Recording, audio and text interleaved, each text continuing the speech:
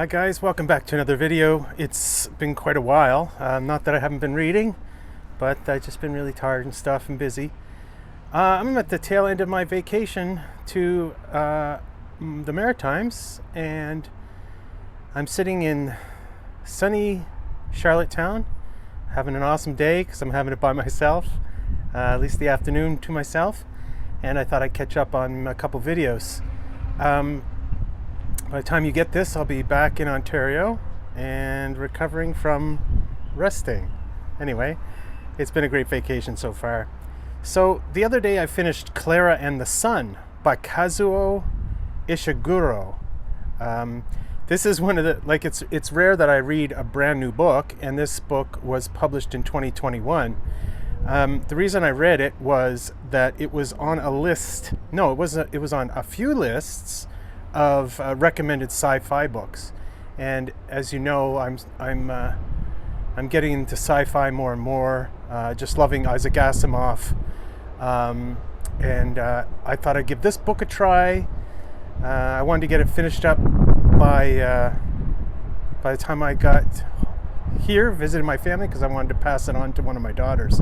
So, what can I say about this book? Okay, first of all, the author. One of the things that drew me to the author was that he's a Nobel Prize winner, and he would be best known for Remains of the Day, The Remains of the Day.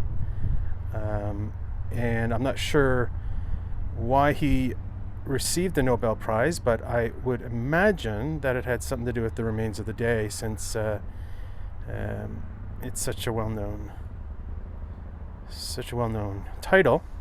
So this Ishiguro is he's written about half a dozen novels there.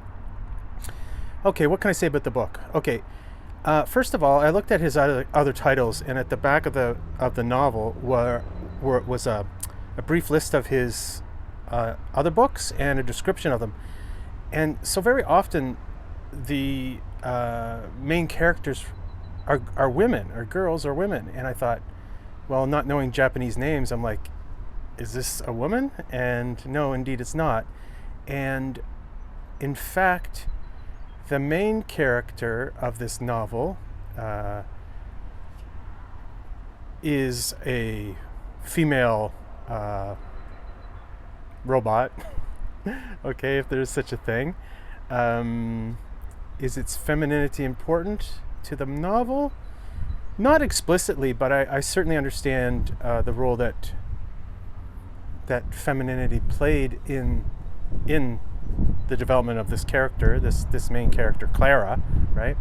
So I just found it interesting, like how a male author can have the boldness to put women so prominently in his novels.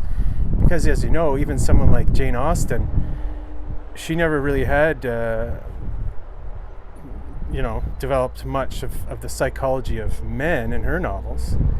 So, but it's interesting. Again, I don't know anything about his upbringing or anything, so maybe he had sisters, whatever. I don't know. Okay, let's get to the novel, as promised, once again. So, Klara is basically, a robot, or whatever you want to call it. I don't know what the right word for it is. What's the lingo? Anyway, so the first bit of the novel is basically her in the store waiting to be purchased, and it's very slow moving, and it's not that it's the longest book in the world. It's I don't know, 300 pages or something. It's a very easy read, and it's slow paced. It's very well written. Very approachable, very simple lexicon. Was it written for youngsters? I think so. I think there was. I think it's aimed at a younger audience, though I can't say that for sure. It seems to me that it was aimed at a younger audience, and I think aimed at female readers. Nothing stopped me from enjoying it, but I have a feeling that my daughter will like it more than me, even though I liked it, right? So, as I said, the main character is this is this female robot, and she's purchased by a mother and daughter. How much of the plot will I reveal? Not much. Sort of what I liked about the book, and anytime you have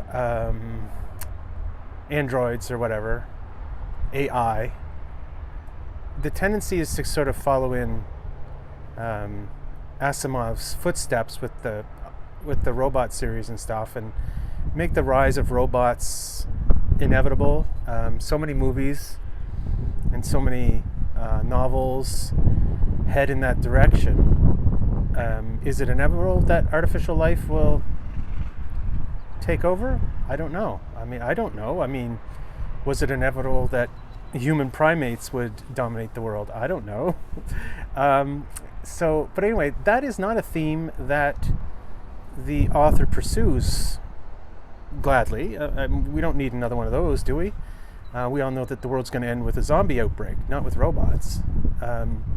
So what I liked about the book was that it was slow, sensitive, suggestive. So suggestive meaning that not everything is made clear by the author. There's several terms that really aren't explained, but you kind of have to guess what they are.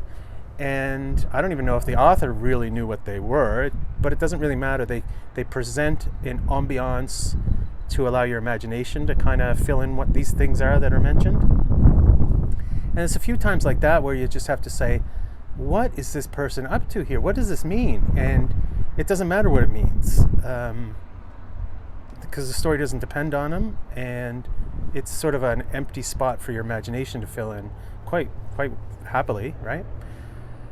Some of the themes are about life, death, eternity, and I think you can sort of guess from the title itself, Klara and the Sun, that there's definitely religious themes running through, like the theme of faith or belief in God or belief in whatever, meaning and eternity and all that stuff, which is a cool theme. It's explored. It's explored through a light suggestion. Nothing's ever hit on the head, and there's just so much room for your own independent thought and so on. So, shortcomings. Is there character development? There is, and there isn't. It's not. I think the only person that we really get to know is Klara, who's an android. But there's certainly neat things revealed about the daughter, the mother, and so on. I recommend the book. I enjoyed it. It wasn't nail biting or white knuckle journey of excitement, but it's a thoughtful consideration of human life, and I think it's a peaceful read, okay, on a peaceful summer's day, as I sit here on the edge of the busiest street in Prince Edward Island, University Avenue, Malpeque Road. Anyway, as you can see it in the reflection there behind me. So guys, that's that for that book. Again, if you want excitement, this book isn't for you, but I think people who are interested in sort of broader questions and so on, I think, and the whole question of fairness, equality, all that stuff. So anyway, so that's enough for that book, and I'll be back in like 2 seconds with another review. Thanks, guys.